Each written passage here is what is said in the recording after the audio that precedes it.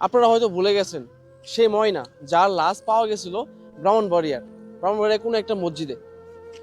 আমি প্রতিনিয়ত দেখি যে তাকে পাওয়া, তার কোনো খবর আছে কিনা, বা তাকে কে মারছে, বা কে বা কারা মারছে তার কোনো খবর আছে কিনা।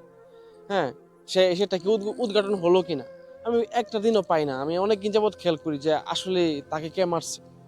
ঠিক আজকের খবর, দিনাজপুর 11 বছর বয়সী একটা মেয়েকে দর্শন করলো। তাকে এলাকাবাসী মেরে পুলিশের হাতে তুলে দিল। পুলিশ সর্বোচ্চ কি করবে? 6 মাস জেলে রাখবে, 1 বছর জেলে রাখবে, তারপর তাকে ছেড়ে দেবে। যতক্ষণ পর্যন্ত এই দর্শনের বিচার না হবে, ততক্ষণ পর্যন্ত আমার কত বোন হারাবে, কত মানুষের বউ হারাবে, কত মানুষের আত্মীয় স্বজন হারাবে এইভাবে। এই দর্শনের বিচার যতক্ষণ হবে না, ততক্ষণ এই জীবনের দর্শন থামবে না।